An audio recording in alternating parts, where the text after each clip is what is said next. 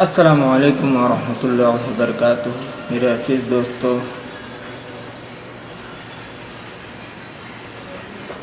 عورت کے لیے ایک ہی شادی کا حکم کیوں، اور طلاق کی عدت 3 حیض اور موت کی عدت 4 ماہ 10 دن کیوں؟ الجواب، سائنس کے دائرے میں قرآنی معجزات کی ایک جھلک۔ ایک ماہر جنین یہودی جو دینی عالم بھی تھا، کھلے طور پر کہتا ہے کہ روئے زمین پر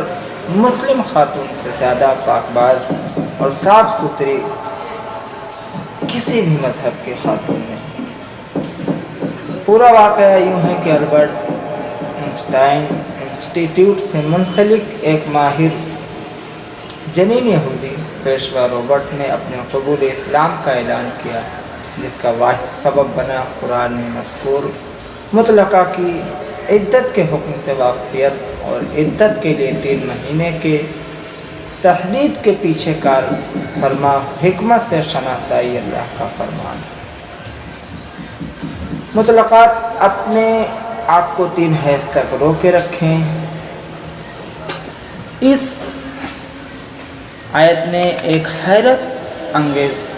جدید علم ڈی این اے کے انکشاف کی راہ ہموار کی، اور یہ پتہ چلا کہ مرد کی منی میں پروٹین دوسرے مرد کے بالمقابل 62% مختلف ہوا کرتی ہے، اور عورت کا جسم ایک کمپیوٹر کی مانند ہے۔ جب کوئی مرد ہم بستری کرتا ہے تو عورت کا جسم مرد کی تمام بیکٹیریا جذب و محفوظ کر لیتا ہے۔ اس لیے طلاق کے فوراً بعد اگر عورت کسی دوسرے مرد سے شادی کر لے یا پھر بیک وقت کئی لوگوں سے جسمانی تعلقات قائم رکھے تو اس کے بدن میں کئی ڈی این اے جمع ہو جاتے ہیں جو خطرناک وائرس کی شکل اختیار کر لیتے ہیں اور جسم کے اندر جان لیوا امراض پیدا ہونے کا سبب بنتے ہیں۔ سائنس نے پتہ لگایا کہ طلاق کے بعد ایک حیض گزرنے سے 32 سے 35% تک پروٹین ختم ہو جاتی ہے، اور دوسرے حیض آنے سے 67 سے 72 تک آدمی کا ڈی این اے زائل ہو جاتا ہے، اور تیسرے حیض میں 99% یعنی 99.9 کا خاتمہ ہو جاتا ہے، اور پھر رحم سابقہ ڈی این اے سے پاک ہو جاتا ہے اور بغیر کسی سائیڈ ایفیکٹ اور نقصان کے نئے ڈی این اے قبول کرنے کے لیے تیار ہو جاتا ہے۔ ایک طوائف کئی لوگوں سے تعلقات بناتی ہے، جس کے سبب اس کے رحم مختلف مردوں کی منی چلی جاتی ہے اور جسم مختلف ڈی این اے جمع ہو جاتے ہیں، یعنی جسم میں مختلف ڈی این اے جمع ہو جاتے ہیں، اور اس کے نتیجے میں وہ مہلک اور امراض کا شکار بن جاتی ہے، یعنی بیماریوں کا گھر ہو جاتا ہے کئی لوگ۔ اور رہی بات متوفی عنہا کی عدت، تو اس کی عدت طلاق شدہ عورت سے زیادہ ہے، کیونکہ غم و حزن کے بنا پر سابقہ ڈی این اے جلدی ختم نہیں ہوتا اور اسے ختم ہونے کے لیے پہلے سے زیادہ وقت درکار ہے، اور اسی کی رعایت کرتے ہوئے ایسی عورتوں کے لیے 4 مہینے اور 10 دن کی عدت رکھی گئی۔ فرمان الہی ہے، اور تم میں سے جس کی وفات ہو جائے اور اپنی بیویاں چھوڑیں تو چاہیے کہ وہ 4 مہینے اور 10 دن اپنے آپ کو روکے رکھیں۔ اس حقیقت سے راہ پا کر ایک ماہر ڈاکٹر نے امریکہ کے 2 مختلف محلے میں تحقیق کیا۔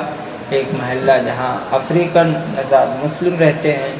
وہاں کی تمام عورتوں کے جنین میں صرف ایک شوہر ہی کا ڈی این اے پایا گیا، جبکہ دوسرا محلہ جہاں اصلی امریکن آزاد عورتیں رہتی ہیں، ان کے جنین میں 1 سے زائد یا 2-3 لوگوں تک کی ڈی این اے پائے گئے۔ جب ڈاکٹر نے خود اپنی بیوی کا خون ٹیسٹ کیا تو چونکا دینے والی حقیقت سامنے آئی کہ اس کی بیوی میں 3 الگ الگ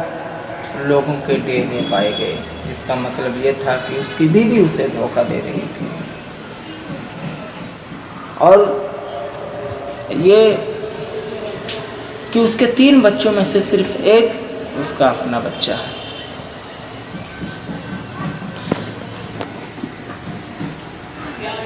اس کے بعد ڈاکٹر پوری طرح قائل ہو گیا کہ صرف اسلام ہی وہ دین ہے جو عورتوں کی حفاظت اور سماج کی ہم آہنگی کی ضمانت دیتا ہے،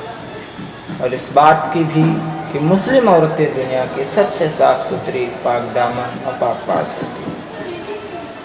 یہ تحریر جو میں نے آپ کے سامنے پیش کی من جانب بانی گروپ تعلیمات تاج الشریعہ محمد مکی القادری الحنفی الازہری گورکھپوری کی ہے۔ بہت پیاری جانکاری ہے دوستو، اگر آپ کو بھی یہ جانکاری پسند آئے تو آگے شیئر ضرور کریں، اور جو نئے حضرات ہمارے چینل پہ آتے ہیں وہ سبسکرائب کرنا نہ بھولیں، اور ساتھ ہی ساتھ گھنٹا بجانا، تاکہ نئے ویڈیوز کے نوٹیفیکیشن آپ تک پہنچیں۔ اور اس ناچیز کے لیے آپ دعا بھی کرتے رہیں، یہ ناچیز ایسے ہی کچھ الگ الگ انداز کی تحریر آپ کے سامنے پیش کرتا رہے۔ السلام علیکم ورحمۃ اللہ وبرکاتہ۔